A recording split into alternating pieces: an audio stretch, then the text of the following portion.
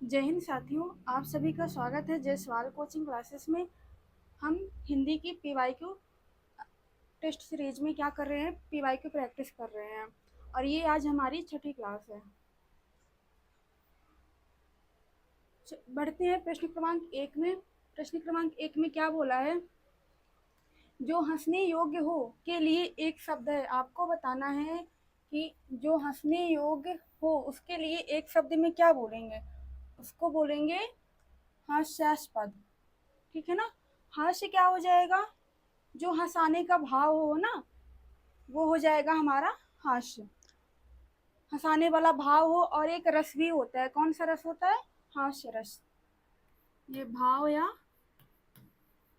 रस होता है।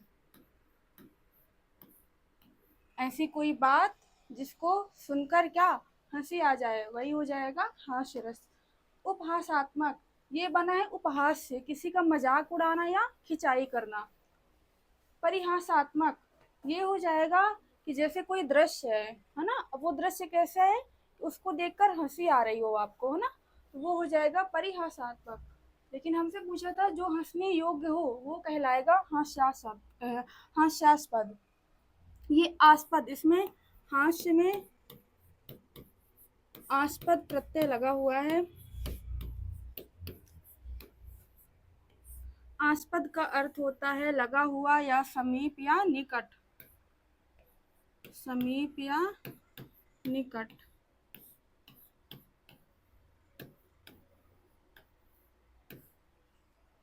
ठीक है, तो इसका सही जवाब हो जाएगा ऑप्शन नंबर डी। अमीर शब्द किस भाषा से आया है?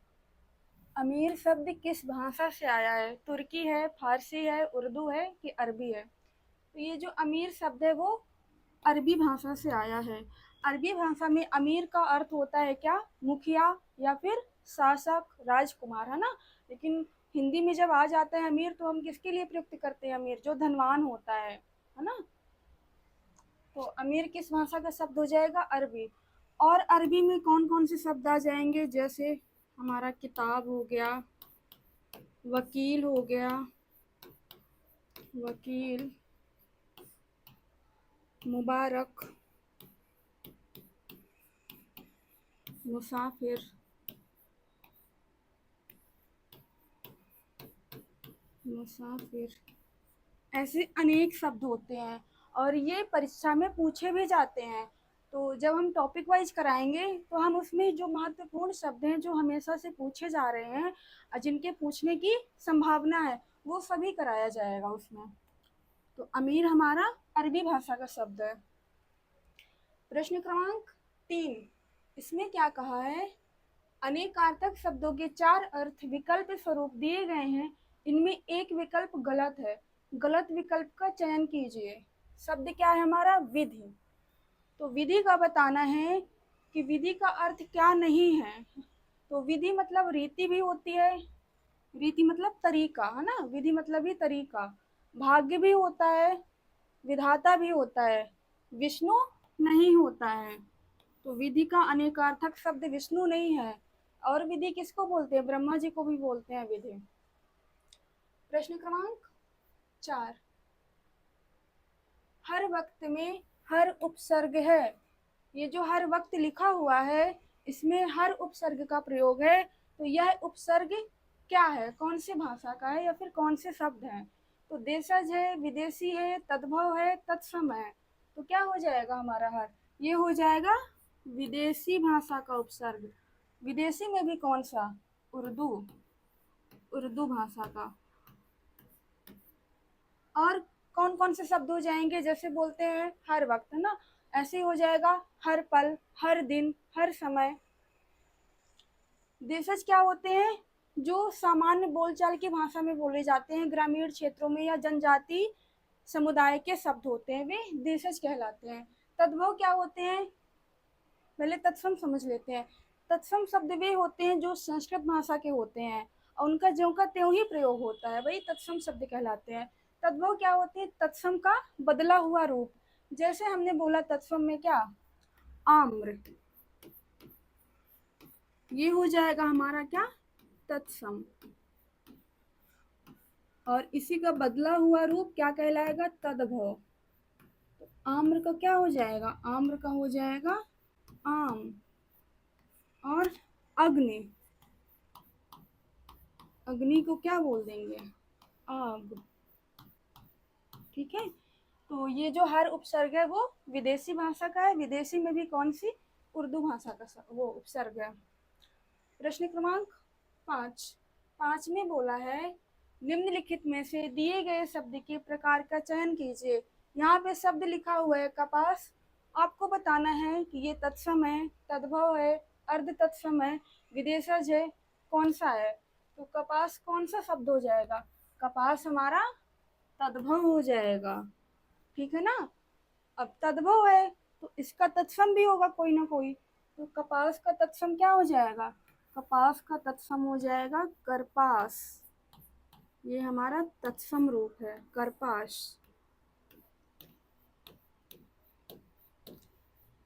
तत्सम रूप है। ठीक है, तो कपास तद्भव है और इसी का तत्सम रूप हो जाएगा करपास।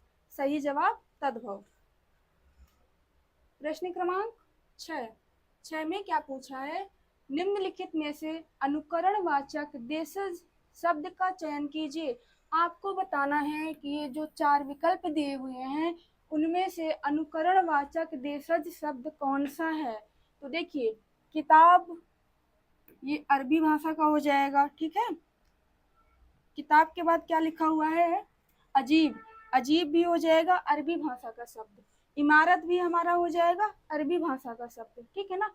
ये जो खटखटाना लिखा है ये क्या हो जाएगा? ये हो जाएगा अनुकरण वाचक देशज शब्द। खटखटाना, थप थपाना, हिन हिनाना, घोड़ा कैसे आवाज करता है? हिन हिनाता है ना? तो ये भी क्या हो जाएगा? अनुकरण वाचक देशज शब्द। तो सही जवाब होगा इसका खटखटाना। प्रश्न क्रमांक 7। 7 में क्या पूछा है?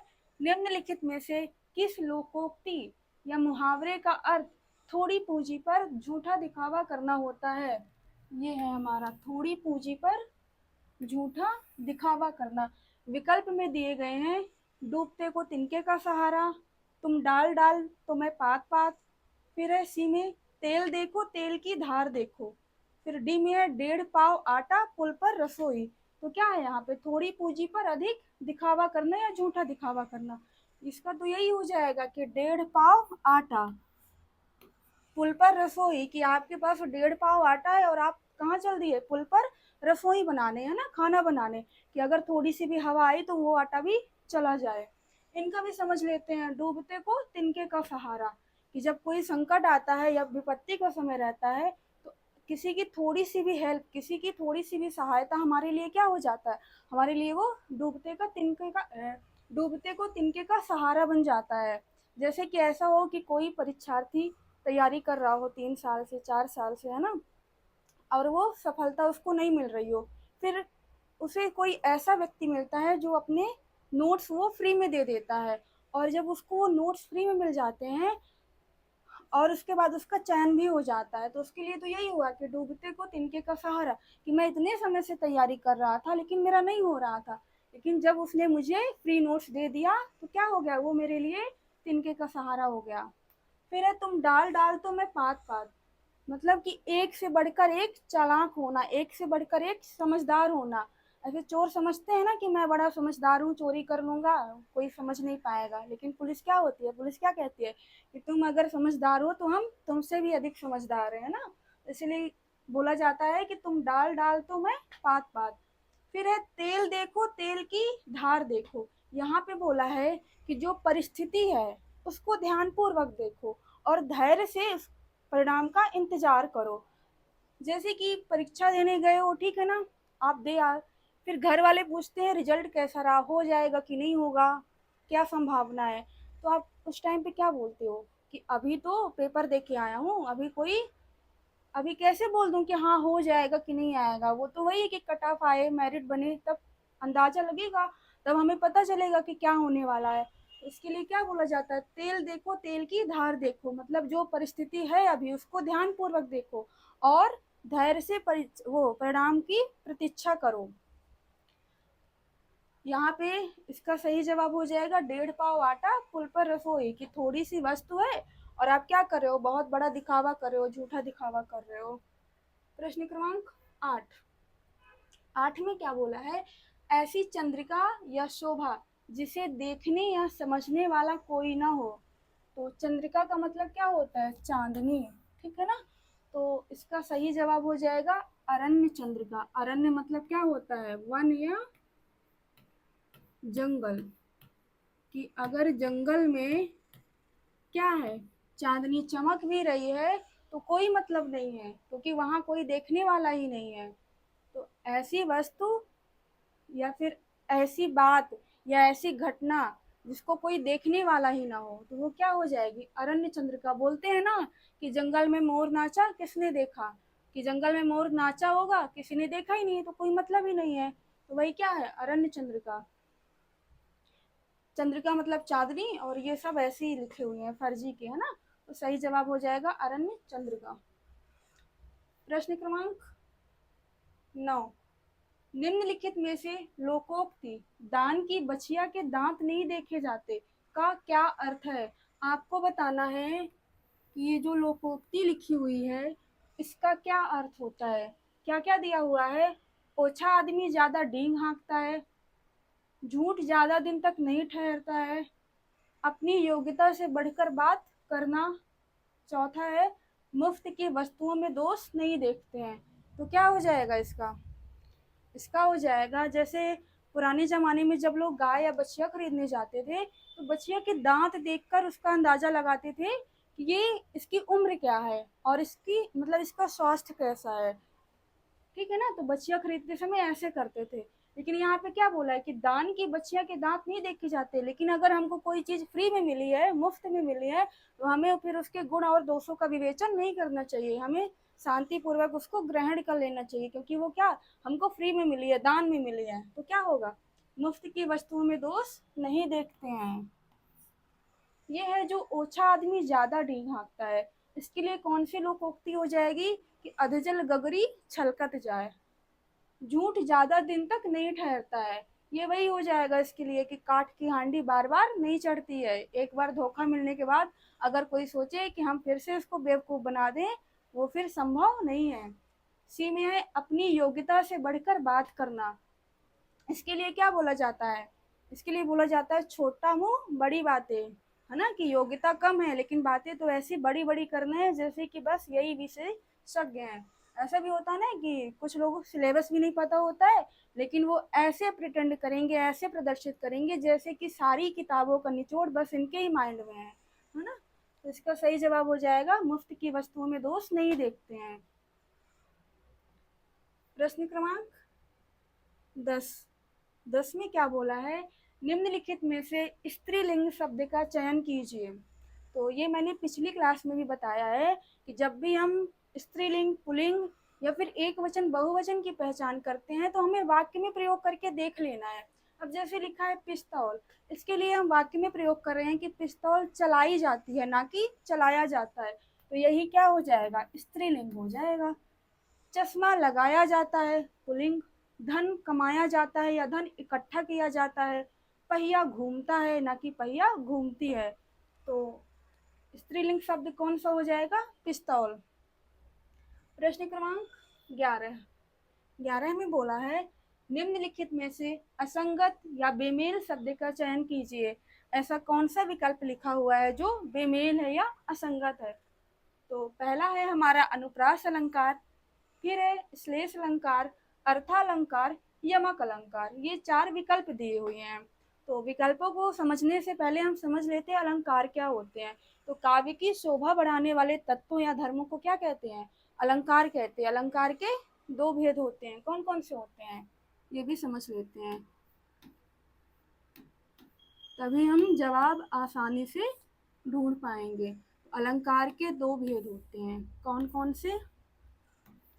पहला हो गया शब्दालंकार। शब्दालंकार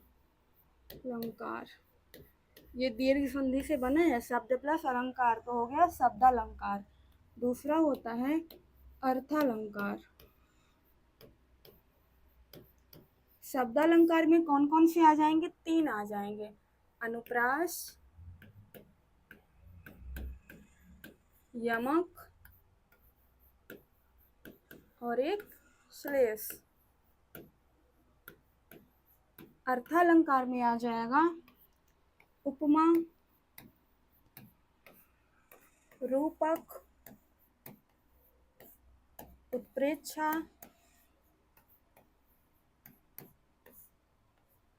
मानवीकरण,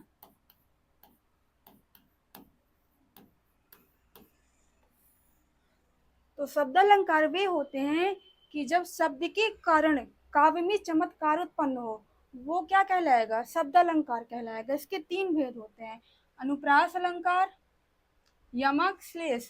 अर्थालंकार में क्या होता है कि अर्थ के कारण चमत्कार उत्पन्न हो जाता है, रोचकता उत्पन्न हो जाती है, रमणीयता आ जाती है, वो कहलाता है हमारा अर्थालंकार। अर्थालंकार के भेद होते हैं उपमा, रूपक, उत्प्रेक्षा, मानवीकरण, संदेह अलंकार, भ्रांतिमान, प्रतीप अलंकार। ये सभी क्या है? अर्थालंकार के भेद है। तो देखिए यहाँ पे ये जो अनुप्रास और श्लेष, यमक, ये तीन लिखे हुए हैं, ये शब्दालंकार के भेद है, और ये अर्थालंकार अलंकार का भेद है। तो यही क्या है? बेमेल है, अलग लिखा हुआ है। अनुप्रास अलंकार में क्या होता है कि वर्ण की क्या होती है? आवृत्ति होती है। जैसे क्या होता है? रघुपति राघव राजा राम, तो रा वर्ण की क्या हो रही है? आवृत्ति हो रही है, तो ये हो जाएगा अनुप्रास अलंकार। श्लेष अलंकार को भी समझ लेते हैं कि जब एक ही शब्द के अनेक अर्थ हो जाएं, है ना। ये वाला दोहा है ना रहीमदास जी का कि रहीमन पानी राखिए बिन पानी सब सून, पानी गए न उबरे मोती मानुष चून। तो यहाँ पे जो पानी शब्द है, तो पानी के तीन अर्थ बताए गए हैं। शब्द एक ही है, कौन सा? पानी। इसके तीन अर्थ हो जाएंगे, कौन कौन सा? पहला हो जाएगा मोती के संदर्भ में, दूसरा हो जाएगा मनुष्य के संदर्भ में, और तीसरा हो जाएगा चून के संदर्भ में। चून, चून को क्या बोलते हैं? आटा बोलते हैं, ठीक है ना। आटा के लिए यहाँ पे चून शब्द का प्रयोग किया गया है, कुछ और नहीं समझ लेना है, ठीक है। तो मोती के संदर्भ में क्या हो जाएगा? चमक, कि अगर मोती में चमक ही नहीं रहेगी तो मोती का कोई महत्व नहीं रह जाएगा। मनुष्य के संदर्भ में स्वाभिमान, स्वाभिमान कह लीजिए, मान सम्मान, कि अगर मनुष्य में स्वाभिमान नहीं है तो उसका मनुष्य होना क्या है? व्यर्थ है। इसीलिए हम सभी को अपने स्वाभिमान की रक्षा करनी चाहिए। चून, चून के संदर्भ में पानी, यदि पानी का प्रयोग आटा में नहीं किया जाएगा तो रोटी कैसे बनाई जाएगी, है ना। तो पानी के तीन अर्थ हो गए, शब्द एक ही है हमारा। तो यहाँ पे यमक वो श्लेष अलंकार हो जाएगा। यमक अलंकार में क्या होता है कि जितने बार शब्द आते हैं हमारे, उतने ही उनके अर्थ हो जाते हैं। जैसे कि क्या है? कनक कनकते 100 गुनी, माँ दक्ता अधिकाय, या पाए बौराए जग, व खाए बौराए। ऐसा है कि मतलब कनक के दो अर्थ हैं। पहला है यहाँ पे जब आता है कनक, कनक, तो एक का अर्थ क्या ले लिया जाता है? सोना, गोल्ड वाला सोना, है ना, सोने वाला सोना नहीं कि स्लीप वाला सोना, सोना। और एक का अर्थ हो जाता है क्या? धतूरा। तो जब इंसान के पास क्या हो जाता है? सोना हो जाता है, गोल्ड हो जाता है ज़्यादा, तो वो क्या करता है? वो बौरा जाता है, फिर वो किसी को मानता ही नहीं है ना। एक ये है धतूरा, जब वो धतूरा का सेवन कर लेता है तब भी व्यक्ति क्या हो जाता है? मदहोश हो जाता है, उसको मदहोशी छा जाती है। ऐसा तो चाहे ये वाला कनक हो, चाहे सोना वाला कनक हो, चाहे धतूरा वाला कनक है, दोनों को पाकर मनुष्य क्या हो जाता है? बेहोश हो जाता है ना। उसमें सही और गलत की पहचान फिर वो भूल जाता है कि सही गलत क्या है। तो यहाँ पे बेमेल है हमारा अर्थालंकार।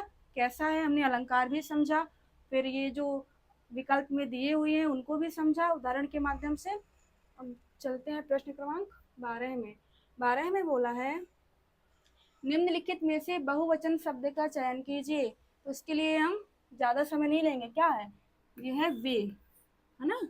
जब भी हम वे का प्रयोग करेंगे तो क्या करते हैं? वे आते हैं, वे हंसते हैं, वे रोते हैं, तो ये बहुवचन के लिए। मैं के लिए क्या हो जाएगा? मैं जाता हूँ। वह के लिए वह जाता है। यह के लिए क्या हो जाएगा? यह पुस्तक है। तो ये तीन है एक वचन और वे है बहुवचन। प्रश्न क्रमांक 13 में बोला है निम्नलिखित में से दिए गए शब्द युग्म के सही अर्थ भेद का चयन कीजिए। यहाँ पे शब्द क्या लिखा हुआ है, एक लिखा हुआ है आस्तिक और एक लिखा हुआ है आस्तिक। तो आस्तिक का मतलब क्या होता है, आस्तिक का मतलब होता है ईश्वरवादी, जो ईश्वर को मानता है वो आस्तिक कहलाता है, जो ईश्वर को नहीं मानता है वो नास्तिक कहलाएगा।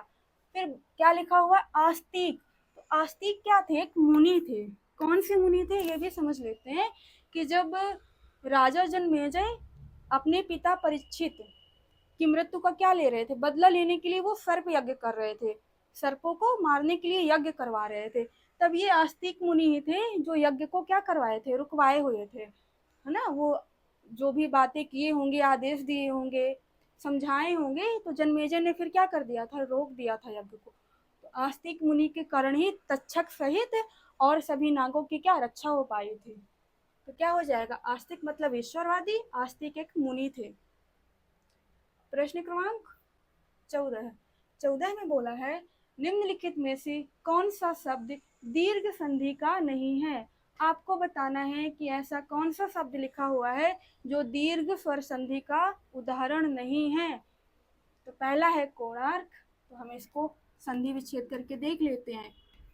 कोण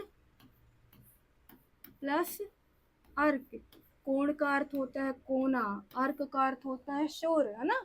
कोणार्क सूर्य मंदिर के लिए जाना जाता है, कहाँ है ये उड़ीसा के पुरी में है। विद्यार्थी, तो देखिए इसमें छोटा आ और आ मिलकर बड़ा आ बना रहे हैं, तो ये दीर्घ संधि होगा। विद्यार्थी, ये बनेगा हमारा विद्या, जब हम इसका संधि विच्छेद करेंगे, प्लस अर्थी, अर्थी का मतलब होता है ग्रहण करने वाला, तो विद्या को ग्रहण करने वाला विद्यार्थी। तो यहाँ बड़ा आ और छोटा आ मिलकर बड़ा आ बना रहे हैं, तो ये भी दीर्घ संधि का ही उदाहरण हो जाएगा। फिर है पृथ्वीश, तो ये बनेगा हमारा पृथ्वी प्लस ईश, यहाँ पे बड़ी ई और बड़ी ई मिलकर ही बड़ी ई का निर्माण कर रहे हैं ना, तो पृथ्वीश हो गया। इसका मतलब होता है स्वामी, मालिक, है ना, जो पृथ्वी का मालिक हो, सम्राट हो। यद्यपि इसको समझते हैं, इसका संधि विच्छेद करेंगे तो हो जाएगा यदि प्लस अपि, ठीक है ना। और यही हमारा सही जवाब हो जाएगा, क्योंकि पूछा है दीर्घ संधि का शब्द नहीं है, तो यदि प्लस अपि क्या हो जाएगा, इसमें हो जाएगी हमारी, यदि प्लस अपि में हो जाएगा यणस्वर संधि। कौन सी संधि, यणस्वर संधि। कैसे, ये हमने बहुत बार डिस्कशन कर चुका है ना, लेकिन फिर भी समझ लेते हैं कि जब ई या बड़ी ई किसी अन्य भिन्न स्वर से मिलता है तो वह किस में परिवर्तित हो जाता है, वह बदल जाता है या में। क्या बताया था मैंने कि जब ई या बड़ी ई किसी भिन्न स्वर से मिलता है तो ई किस में बदल जाती है, या में। तो ई का या, ऊ का वा और री का रा हो जाता है, वही यण संधि होती है, ठीक है ना। तो इसमें क्या हो जाएगा सही जवाब यद्यपि। प्रश्न क्रमांक 15, 15 में बोला है अभिव्यक्ति को सुगम, सुबोध, स्पष्ट, देखिए अभिव्यक्ति को सुगम, सुबोध, स्पष्ट और सुलझे हुए संप्रेषण के लिए जिन भाषा उपकरणों की आवश्यकता होती है उन्हें निम्नलिखित में से क्या कहते हैं। कि जब हम किसी से वार्तालाप करते हैं, है ना, तो वार्तालाप करने के लिए कुछ चिन्हों की आवश्यकता होती है, तो उन्हें क्या कहते हैं, जिससे क्या आए, हमारे कहे हुए बातों को सामने वाला आसानी से समझ जाए कि कहाँ पे हम थोड़ा रुक रहे हैं, कहाँ पे हम अपनी बात को समाप्त कर रहे हैं, तो कौन सा चिन्ह लगाएंगे, है ना। वो क्या कहलाएंगे, हमारे विराम चिन्ह कहलाएंगे। ये चिन्ह को ऐसे ही लिखना है, ये, क्योंकि हमको गलत नहीं पढ़ना है ना, हमको सही पढ़ना है। तो हो जाएगा विराम चिन्ह, क्योंकि विराम चिन्ह के प्रयोग से ही क्या होता है कि हम क्या कह रहे हैं वो सामने वाला समझ लेता है, वक्ता की बातों को श्रोता आसानी से समझ लेता है, किसके माध्यम से, विराम चिन्हों के माध्यम से। फिर परसर्ग चिन्ह क्या होते हैं, वही कारक के चिन्ह होते हैं, जैसे कर्ता ने कर्म को, ये सब चीजें हो गई है ना। अलंकार में जब हम अलंकार पढ़ेंगे तब पढ़ाया जाएगा। अपादान कारक विभक्ति, ये अलगाव के अर्थ में भाव प्रदर्शित करती है। तो इसका सही जवाब हो जाएगा हमारा डी, विराम चिन्ह। प्रश्न क्रमांक 16 में बोला है, नीचे दिया गया निम्नलिखित में से किस काल का है। नीचे दिया गया वाक्य, नीचे दिया गया वाक्य, वाक्य में क्या लिखा हुआ है हमारे कि मैं अभी खाना खाकर आया हूँ, यह किस प्रकार का काल है। आपको बताना है कि इसमें कौन सा काल है। तो क्या लिखा हुआ है विकल्प में, हेतु हेतु मत भूत, बी में है सामान्य भूत, सी में है संभाव्य भविष्यत भूत, और इसमें है डी में आसन्न भूत। तो मैं अभी खाना खाकर आया हूँ, ये क्रिया क्या है, अभी अभी अभी ही हुई है ना। जो क्रिया अभी अभी ही होती है वो क्या कहलाती है, वह कहलाता है हमारा आसन्न भूत। जैसे मैंने बोला कि माँ ने खाना बना लिया है, तो खाना बनाने की प्रक्रिया अभी अभी संपूर्ण हुई है या फिर संपन्न हुई है, ऐसे बोलेंगे। तो जो क्रिया अभी अभी संपन्न होती है या फिर जल्दी संपन्न होती है वो क्या कहलाता है, आसन्न भूत कहलाता है। वही है कि मैं अभी खाना खाकर आया हूँ, मैंने खाना बना लिया है, मैंने पढ़ लिया है, मैंने होमवर्क कर लिया है, ये सभी किस में जाएंगे, आसन्न भूत में जाएंगे। प्रश्न क्रमांक 17 में बोला है, निम्नलिखित में से किस लोकोक्ति का अर्थ झगड़ा लगाकर अलग हो जाना होता है। लोकोक्ति लिखी हुई है झगड़ा लगाकर अलग हो जाना, ये सभी पी वाई क्यू है, ठीक है ना, इसीलिए आपको बार बार लोकोक्ति पढ़ना पड़ रहा है। तो इसमें क्या है, ऑप्शन ए में दिया हुआ है ओछे के प्रीत बालू की भीत, बी में है आप भला तो जग भला, सी में है इन तिलों में तेल नहीं निकलता, डी में है आग लगाकर जमा लो दूर खड़ी। तो हमारा लोकोक्ति क्या दिया हुआ है, अर्थ उसका झगड़ा लगाकर अलग हो जाना, मतलब आग लगाकर जमा लो दूर खड़ी, कि दो लोगों में झगड़ा करवा दो, विवाद करवा दो, फिर क्या हो जाओ, अलग हो जाओ, है ना। ऐसा होता है ना कि अगर कोई दो दोस्त होते हैं अच्छे दोस्त, तो कोई तीसरा आकर उसमें कोई ना कोई भेद कर जाता है और फिर क्या हो जाता है, साइड हो जाता है। तो वही है कि आग लगाकर जमा लो दूर खड़ी।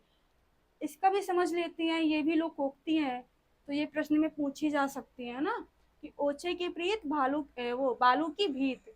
इसमें बोला है कि जो नीच व्यक्ति होता है, जो बेईमान व्यक्ति होता है, उसका प्रेम क्या होता है, अस्थायी होता है, क्षणिक होता है, उस पर कभी भी भरोसा नहीं करना चाहिए। जैसे बालू की कोई भीत बनाएगा तो क्या वो टिकेगी, नहीं टिकेगी, है ना। तो वैसे ही है कि ओछे की प्रीत वो बालू की भीत। अगर कोई कपटी व्यक्ति है, बेईमान है ना, तो उस पर भरोसा नहीं करना चाहिए। फिर है आप भला तो जग भला, यदि आप अच्छे हैं तो आपको सब कोई अच्छा ही लगेगा, आपको सब कोई भला ही दिखेगा। ऐसा नहीं है कि अगर आप अच्छे हैं तो आपको सब में बुराइयां दिखेंगी, है ना। आप अच्छे हैं तो आपको सब कोई अच्छा ही दिखेगा और अच्छे ही मिलेंगे। फिर है, इन तिलों में तेल नहीं निकलता। तो तिल क्या होते हैं, जो तिल रहते हैं, तो क्या उसमें तेल निकलता है, नहीं निकलता है। तो वही बोला है कि जो कंजूस व्यक्ति होता है, जो खाली व्यक्ति होता है, उससे उम्मीद नहीं की जा सकती है कि इसके हाथ से कुछ निकलने वाला है ना। तो इसका सही हो जाएगा हमारा कि झगड़ा लगाकर अलग हो जाना, मतलब आग लगाकर जमा लो दूर खड़ी। प्रश्न क्रमांक 18 में क्या लिखा हुआ है, निम्नलिखित में से उपयुक्त शब्द का चयन कीजिए। वाक्य है हमारा, जिसका दमन बहुत कठिन हो, उसके लिए क्या बोलेंगे, उसके लिए बोलेंगे दुर्दमनीय। ये बना है दुर प्लस दमनीय से, दुर मतलब बुरा भी होता है, दुर मतलब कठिन भी होता है, ठीक है ना। इसको ये बना है हमारा दुर प्लस दमनीय से, इसमें दुर उपसर्ग का प्रयोग हुआ है। दुर प्लस दमनीय, दुर मतलब होता है बुरा और दुर मतलब होता है क्या, कठिन, कि जिसका दमन क्या हो, कठिन हो, वही हमारा कहलाएगा दुर्दमनीय। प्रश्न क्रमांक 19 में क्या बोला है, लोकोक्ति अमानत में खयानत का निम्नलिखित में से क्या अर्थ है। तो क्या अर्थ हो जाएगा, पहला दिया हुआ है विकल्प, अपनी इज्जत अपने हाथ होती है, बी में दिया हुआ है किसी के पास अमानत के रूप में रखी कोई वस्तु खर्च कर देना, सी में है अपने घर या गली मोहल्ले में बहादुरी दिखाना, और डी में है किसी भी काम में हमें मर्यादा का उल्लंघन नहीं करना चाहिए। तो इसमें क्या हो जाएगा, देखिए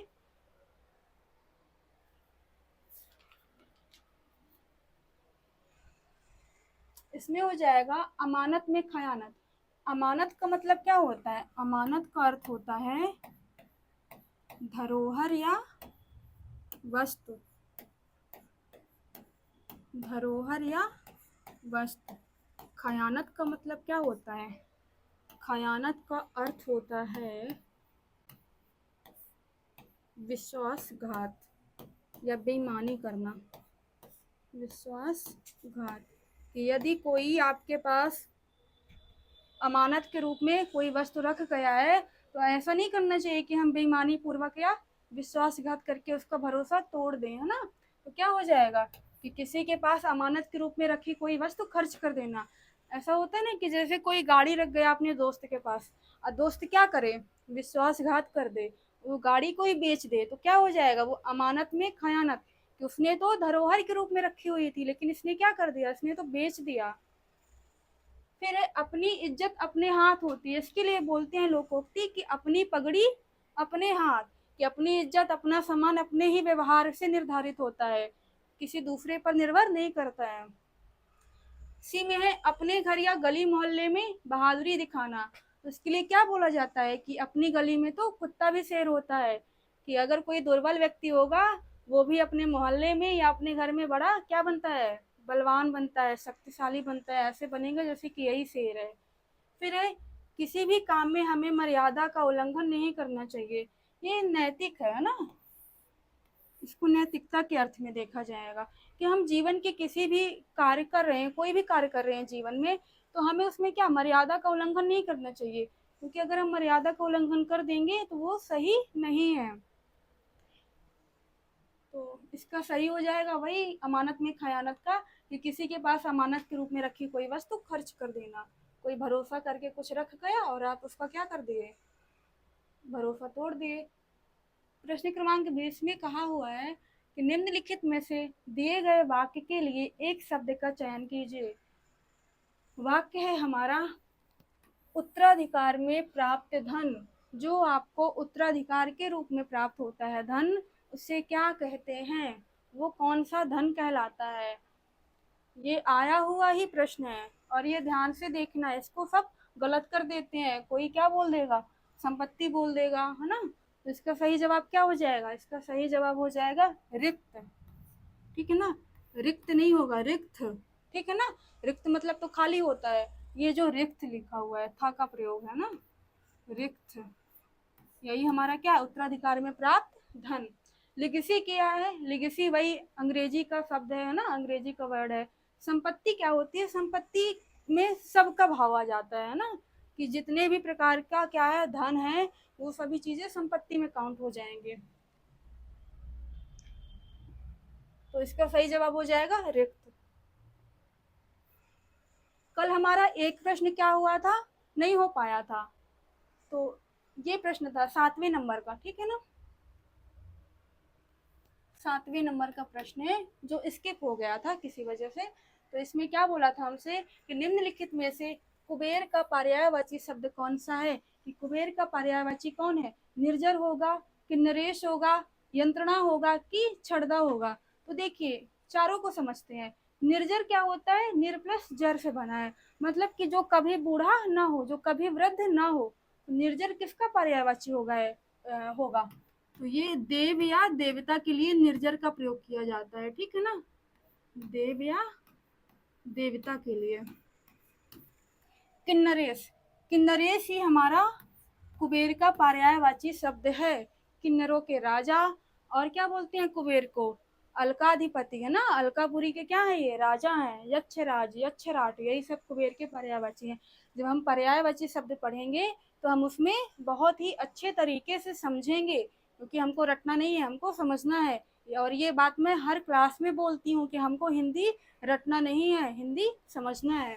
यंत्रणा क्या होता है, यंत्रणा का अर्थ होता है कष्ट, है ना, कष्ट पीड़ा, यही हो जाएगा यंत्रणा। छड़दा, छड़दा हो जाएगा किसका पर्यायवाची, रात्रि का। कैसे हो जाएगा पता है, ये बना है क्षण प्लस दा। रात्रि ही एक ऐसा समय होता है जब वो हमको विश्राम के लिए क्या देती है, समय देती है, कि दिन भर की थकान हमारी रात में ही पूरी होती है ना, तो इसीलिए बोला जाता है छठदा, कि हमें ऐसा समय देने वाली जिसमें हम विश्राम कर सकें। तो इसका सही जवाब हो जाएगा कि नरेश, और हमने अन्य विकल्पों को भी समझा। अगर आपको हमारी वीडियो अच्छी लगी हो तो लाइक कीजिए, ज़्यादा अच्छी लगी हो तो कमेंट कर सकते हैं। और तब तक के लिए आप पढ़ते रहिए, प्रैक्टिस करते रहिए। फिर मिलते हैं अगली क्लास में नए पीवाईक्यू के साथ। जय हिंद।